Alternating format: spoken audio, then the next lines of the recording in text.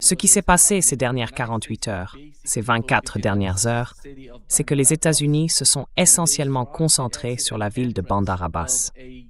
Ils ont frappé la sortie et l'entrée d'un tunnel, un tunnel très important, l'un des plus stratégiques. Ils ont touché les deux extrémités pour provoquer une sorte de dysfonctionnement.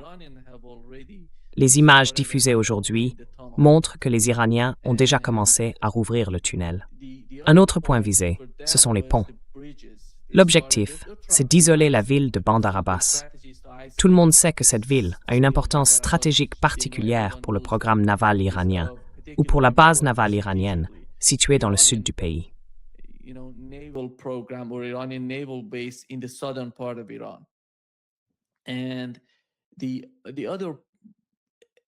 Et les autres attaques en Iran concernaient l'une d'elles, la base de missiles Imam Ali à Khorramabad, dans l'ouest du pays, et la tour de contrôle maritime sur l'île de Larak, dans le sud. Là encore, la photo a été partagée par le secrétaire d'État, par le secrétaire à la Défense, Pete Hegseth. Et puis il y avait aussi l'usine de dessalement, située dans le sud de l'Iran. Les États-Unis ont frappé cette usine de dessalement. On a aussi entendu des explosions à Bushehr, Darab, Hark et Avaz, dans l'ouest de l'Iran. Et en réponse, ce qui se passait la nuit dernière, c'est que l'Iran dévastait d'une certaine manière le Kurdistan irakien. Regardez la montagne, tout était en feu, tout brûlait. Même sur les images, on voit les explosions secondaires se produire.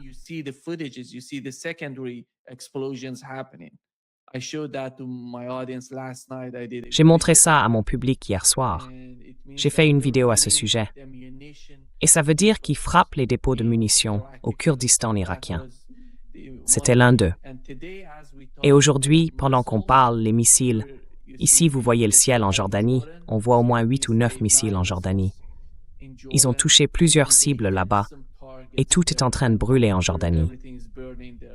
Il y a aussi des rapports venant du Koweït, comme vous le voyez ici, indiquant que certaines zones, des bases américaines ou des sites militaires, sont en feu. Et l'Iran a commencé, pour la première fois, à envoyer une sorte d'avertissement aux États-Unis et au gouvernement koweïtien en frappant certaines cibles, notamment l'usine de dessalement et la centrale électrique au Koweït. Voilà ce qui s'est passé jusqu'à présent. Quelle est, selon vous, la situation actuelle de la guerre?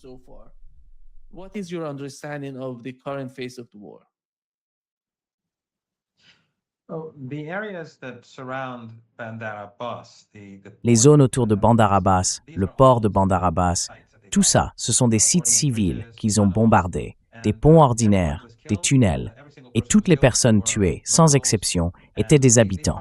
Ils les ont visés délibérément. Ils ont vu des voitures traverser le pont, ils ont bombardé le pont pendant que la voiture passait, et ils ont anéanti une famille.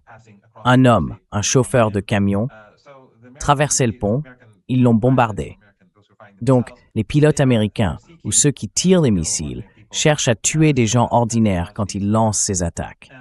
Et à part le site de missiles Imam Ali, la plupart des endroits qu'ils ont frappés étaient des cibles civiles.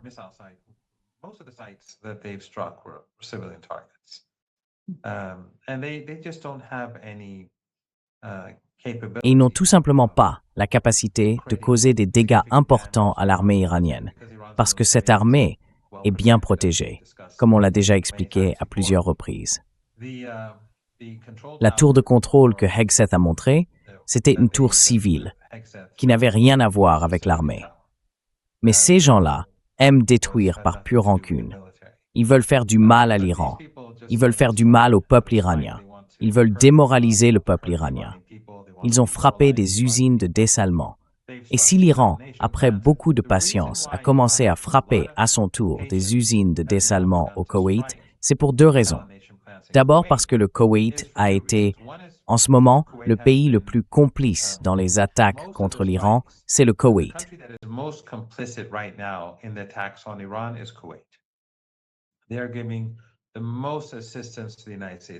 Ils apportent le plus d'aide aux États-Unis et il y a une forte présence américaine sur place. Une importante force américaine y est stationnée, prête à lancer une attaque terrestre à un moment donné. Donc la première raison, c'est le rôle que joue le Koweït. La deuxième, c'est qu'ils ont visé des usines de dessalement, des hôpitaux pour enfants. Ils ont aussi visé des ponts et des tunnels. Tout ça, ce sont des cibles civiles. Toutes les voitures que vous voyez bloquées appartiennent à des gens ordinaires, des ouvriers qui rentrent chez eux, des parents qui emmènent leurs enfants à l'hôpital dans une autre ville. Ce sont eux, les victimes de l'agression américaine. Et d'après ce qu'on entend du côté iranien, les Iraniens vont commencer à frapper plus fort.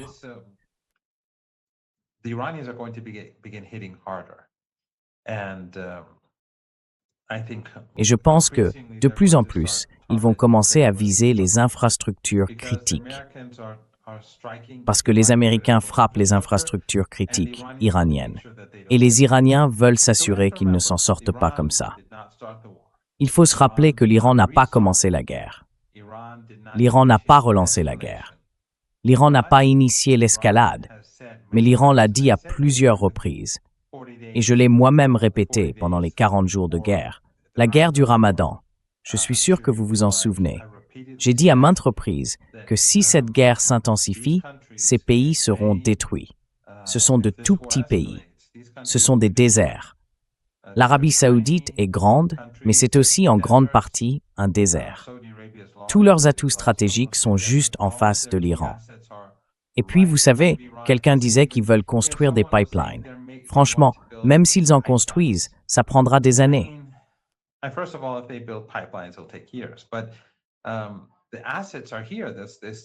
Mais les moyens sont là. Ils sont toujours juste en face de l'Iran. Autrement dit, si ces pays construisent des oléoducs à travers la Syrie ou l'Arabie saoudite jusqu'à la mer Rouge, il suffira à l'Iran de viser leurs infrastructures critiques le long du golfe Persique. Ils doivent donc apprendre à vivre comme des pays normaux.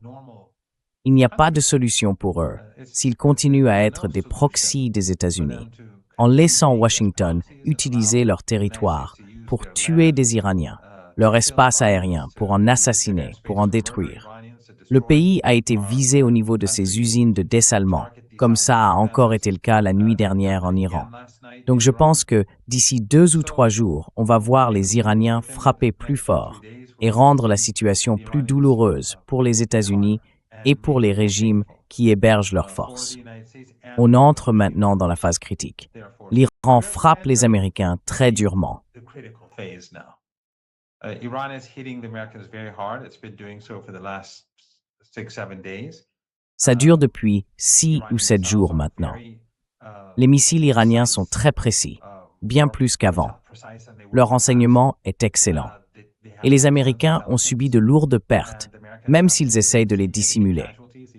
D'après les informations que les Iraniens reçoivent de leurs contacts sur le terrain, ces pertes seraient importantes. Apparemment, beaucoup de gens dans différents pays coopèrent avec l'Iran, en Syrie, en Jordanie bien sûr, mais aussi en Irak, au Koweït et ailleurs. L'Iran reçoit énormément d'informations. Du coup, les Iraniens frappent fort, et c'est pour ça que les États-Unis visent de plus en plus des cibles civiles à nouveau, comme on l'a vu pendant la guerre précédente. Mais cette fois, je pense que les Iraniens ne feront pas preuve de la même patience que pendant la guerre de Ramadan, qui avait duré 40 jours.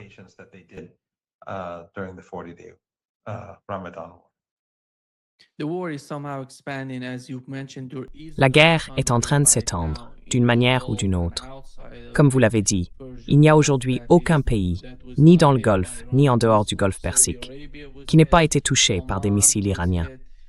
L'Arabie saoudite a été frappée, Oman a été frappé, la Jordanie est visée encore et encore sur ses bases. On a vu aussi des attaques en Syrie contre les forces spéciales américaines. Au moins, leur base en Syrie a été attaquée par les Iraniens. Ce qui, à mon sens, était une sorte de signal, comme pour dire qu'ils allaient frapper. Et puis, un conseiller militaire iranien du Guide suprême a déclaré que la prochaine phase serait offensive.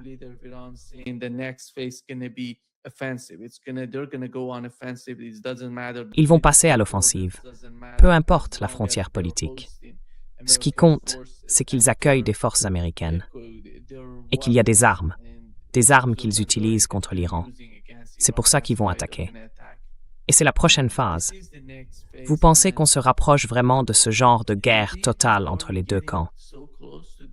Celle qui semble enfin s'aggraver? Parce que, comme vous l'avez dit, les usines de dessalement, les centrales électriques et les installations énergétiques vont faire partie de cette nouvelle phase du conflit.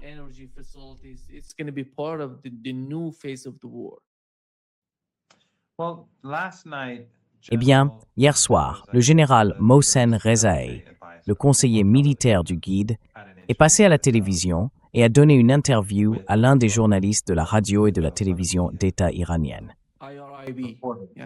Yeah, with one of the journalists in Iranian state radio and television, and he basically said that we are moving. Il a essentiellement dit qu'on entrait dans une nouvelle phase et que l'Iran allait frapper beaucoup plus fort. Et d'après ce que j'entends aussi, l'escalade en mer Rouge va se poursuivre, ou du moins, il va y avoir une montée des tensions dans cette région en général. En Irak aussi, il y a une force de résistance très importante. Beaucoup de gens ne réalisent pas à quel point cette force est puissante et nombreuse. Elle est bien plus grande, nettement plus grande que le Hezbollah. Et bien sûr, elle a un accès bien meilleur aux ressources et aux armes que le Hezbollah, parce que le Hezbollah est encerclé par des proxys américains. Al-Qaïda en Syrie, le président et le premier ministre au Liban, et bien sûr le régime israélien. Tous entourent le Hezbollah, donc faire parvenir des armes au Hezbollah est très difficile.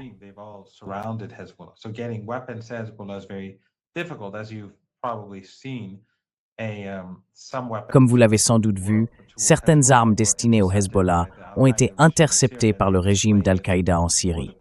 Ils les ont ensuite exhibées au public comme si c'était une fierté, en faisant en réalité le sale boulot du régime israélien à sa place. Encore une fois, chaque jour, on a ce rappel que ceux qui ont soutenu la sale guerre en Syrie ont en fait soutenu Israël. Ils ont permis à Israël de se renforcer, de gagner en pouvoir.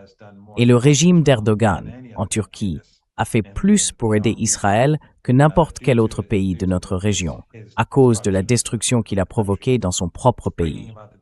Mais quoi qu'il en soit, la résistance irakienne est bien mieux armée, et elle a un accès aux armes bien supérieur, même à celui du Hezbollah, ou d'Ansar Allah d'ailleurs.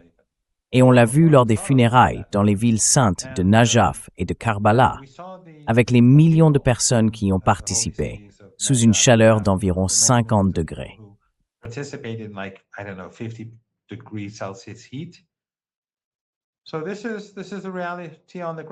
Voilà la réalité sur le terrain. En ce moment, les États-Unis se battent contre l'Iran depuis une semaine, sans vraiment avancer. Je veux dire, s'ils pensent pouvoir y arriver. Parce que la campagne de bombardement contre l'Iran laisse clairement penser qu'ils veulent lancer une offensive terrestre. Le schéma est celui d'une armée qui prépare le terrain pour une offensive au sol. Mais les Iraniens, eux, sont prêts pour une offensive terrestre. Ils se préparent à une guerre contre les États-Unis depuis des décennies. Vous savez, on en a parlé à plusieurs reprises par le passé. C'est pour ça que l'Iran a ses bases de missiles et de drones souterraines, ainsi que ses usines, parce qu'il savait que le jour venu, s'ils n'étaient pas bien protégés, les Américains détruiraient tout.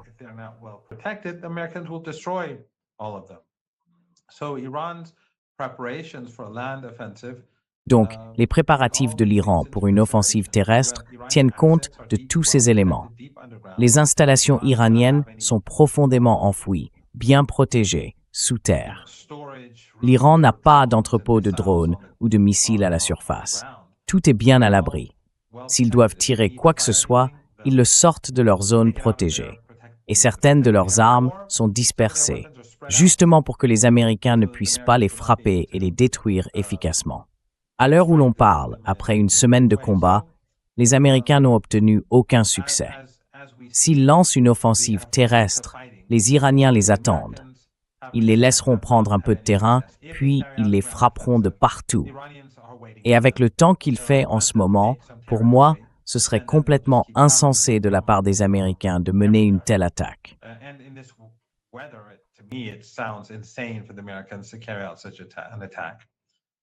Mais les Iraniens sont prêts. Je veux dire, les Américains n'ont jusqu'à présent connu aucun succès.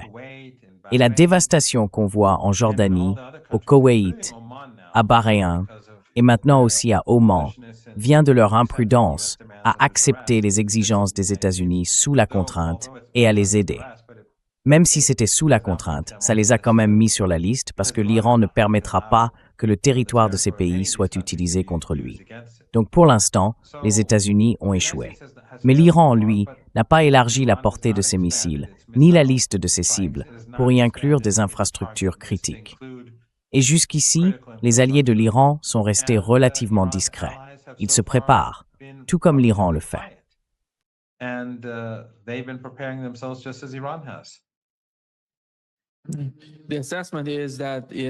L'évaluation, c'est que les États-Unis utilisent surtout la Jordanie pour attaquer l'Iran.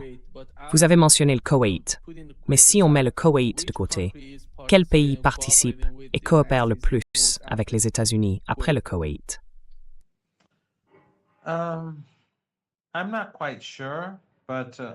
Je ne suis pas tout à fait sûr, mais évidemment, la Jordanie joue un rôle très important. Cela dit, ils sont tous impliqués. Je veux dire, l'espace aérien et les bases aériennes de l'Arabie saoudite sont utilisés par les Américains pour attaquer l'Iran. Jusqu'à présent, les Iraniens ont fait preuve de retenue envers l'Arabie saoudite, mais ça ne durera pas très longtemps. Je pense qu'on arrive à la fin de la patience de l'Iran.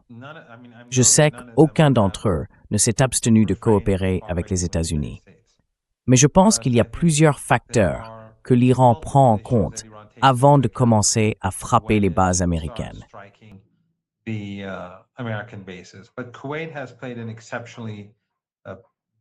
le Koweït a joué un rôle particulièrement sombre, et Bahreïn aussi. Bien sûr, la base américaine à Bahreïn est immense, vraiment énorme. Je ne l'ai jamais vue moi-même, mais les Iraniens à qui j'ai parlé disent que c'est une base gigantesque, et que ce que font les Iraniens, c'est détruire tous les moyens que les États-Unis ont amenés dans la région et qu'ils pourraient utiliser s'ils voulaient lancer une offensive terrestre.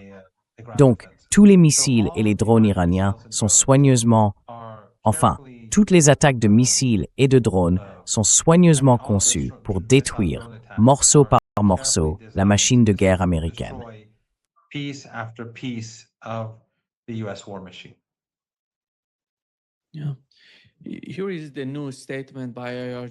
Voici la nouvelle déclaration des gardiens de la Révolution, publiée il y a quelques instants.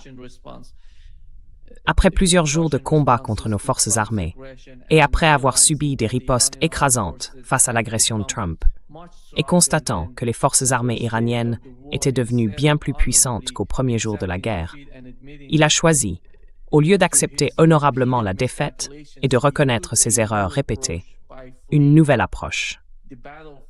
Fuir le champ de bataille et tenter de dissimuler sa défaite militaire en commettant des crimes de guerre.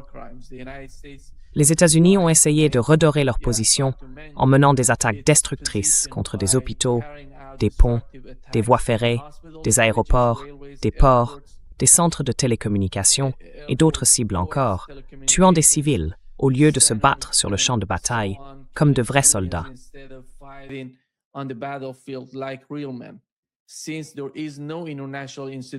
Puisqu'il n'existe aucune institution internationale capable d'empêcher ces barbaries de l'armée américaine, il ne reste qu'une seule voie, appliquer le commandement coranique. Celui qui vous attaque, attaquez-le de la même manière qu'il vous attaque. Voilà ce qui est dit. Et je pense que cela veut dire que, dans les jours à venir, il va y avoir une énorme escalade. Je ne sais pas quel est le plan de Donald Trump, ni combien de temps il lui faudra pour comprendre la complexité de la région et la situation dans laquelle il se trouve. Nous avions enfin, vous savez, avec l'annonce du cessez-le-feu avant que toute cette folie ne commence, je pensais qu'ils commençaient à comprendre qu'ils étaient en train d'y arriver. Eh bien, il semble que non. À ce stade, rien ne permet de penser que Donald Trump saisit la complexité du problème dans la région.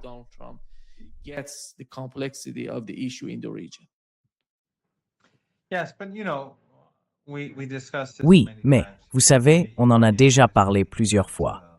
Les Iraniens ont toujours pensé que le risque de reprise de la guerre était élevé et que les chances que les États-Unis respectent le protocole d'accord étaient très faibles. Je veux dire, les Iraniens étaient prêts à attendre un peu et à tenter le coup. Surtout qu'ils ont été très malins. Ils ont profité du protocole pour exporter rapidement d'énormes quantités de pétrole, celui qu'ils avaient dans des tankers bloqués dans le golfe Persique. Du coup, ils ont gagné beaucoup d'argent et ils ont importé pas mal de fournitures, des produits essentiels pour les semaines et les mois à venir. Mais, quoi qu'il en soit, ils restaient très méfiants et ils se préparaient depuis tout ce temps. En ce moment, enfin, depuis un bon moment déjà, les forces armées se concentrent sur le renforcement de leurs capacités en missiles et en drones.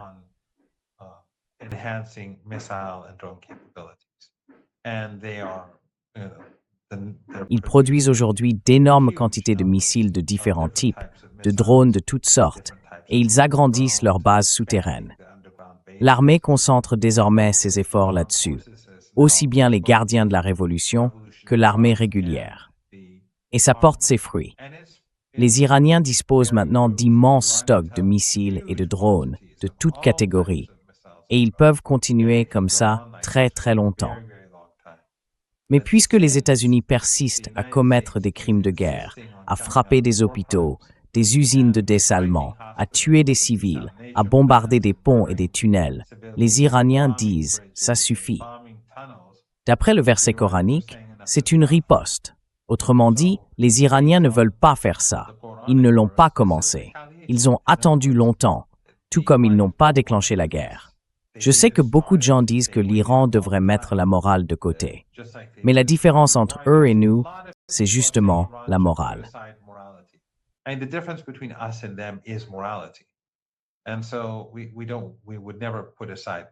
Nous ne mettrons donc jamais la morale de côté. Mais puisque la communauté internationale ne fera rien d'autre que soutenir cette agression et ces crimes de guerre, les Iraniens, après avoir attendu patiemment pendant longtemps, vont maintenant commencer à riposter. Les frappes limitées sur le Koweït sont des tirs d'avertissement. Si vous continuez sur cette voie, vous allez en payer le prix fort, et vous serez bien plus durement touchés que nous. Si on revient à la guerre de 40 jours, la guerre du Ramadan, quand les Américains et les Israéliens ont commencé à frapper les infrastructures critiques de l'Iran, l'un des sites clés qu'ils ont visés, c'était le champ gazier de South Pars. Et ensuite, l'Iran a répliqué très violemment contre le Qatar et, je crois, contre les Émirats et le Koweït. Mais la frappe sur le Qatar a été la plus dévastatrice.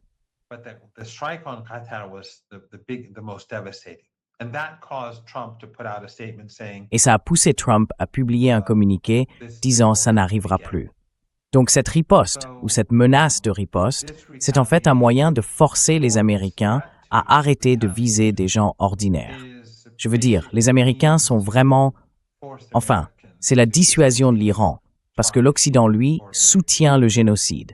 Ils soutiennent le génocide à Gaza. L'Occident collectif, tous les pays européens, le Royaume-Uni, le Canada, l'Australie, la Nouvelle-Zélande. Tous soutiennent le génocide à Gaza, qui continue d'ailleurs. Il ne faut pas l'oublier. Ils viennent de bombarder des funérailles parmi beaucoup d'autres crimes commis ces derniers jours.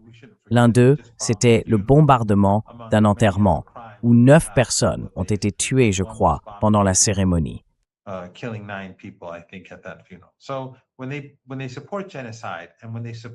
Alors, quand ils soutiennent un génocide, et quand ils soutiennent le génocide dans le sud du Liban, l'Iran ne peut pas espérer que les pays occidentaux fassent pression sur les États-Unis pour y mettre fin.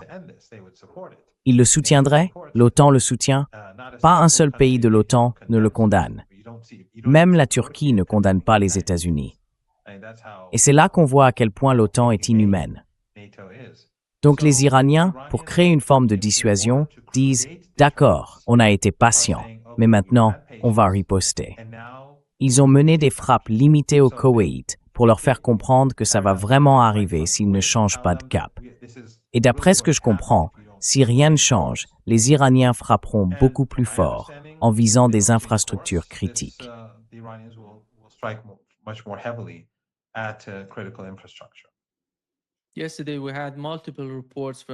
Hier, nous avons reçu plusieurs rapports en provenance du détroit d'Ormuz. Certains de ces pétroliers ont été touchés par des mines, d'autres par des drones et des missiles venus d'Iran. Le détroit est en train de devenir, d'une certaine manière, le cimetière de ces navires qui tentent de le traverser sans autorisation. Quelle est la situation aujourd'hui? Que sait-on exactement du détroit et combien de pétroliers ou de navires y passent en ce moment?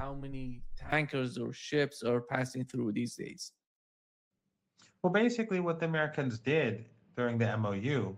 En gros, ce que les Américains ont fait pendant le protocole d'accord, à part au tout début quand ils ont levé le siège, c'est qu'ils ont violé tous leurs engagements, absolument tous, que ce soit sur le Liban, sur la restitution des avoirs volés ou sur l'arrêt des menaces contre les dirigeants. Ils ont au contraire élargi le régime de sanctions. Tout cela, c'était des violations. Ensuite, ils ont voulu, à travers ce protocole, prendre le contrôle du détroit d'Ormuz, en violation de l'accord, tout en évitant de respecter leurs engagements pour étouffer l'Iran. C'était en réalité leur objectif.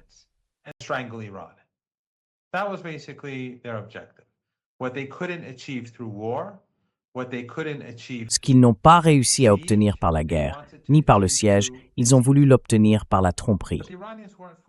Mais les Iraniens n'étaient pas naïfs. Dès qu'ils ont vu les Américains et certains régimes du Golfe Persique créer ce corridor vers le sud, ils les ont prévenus, puis les ont prévenus à nouveau avant de frapper ces pétroliers. L'Iran ne laissera donc pas le détroit d'Ormuz être contrôlé par les États-Unis. Même si les États-Unis établissent une tête de pont sur le territoire iranien, juste à côté du détroit, l'Iran le maintiendra fermé parce que nous ne vivons plus au XXe siècle.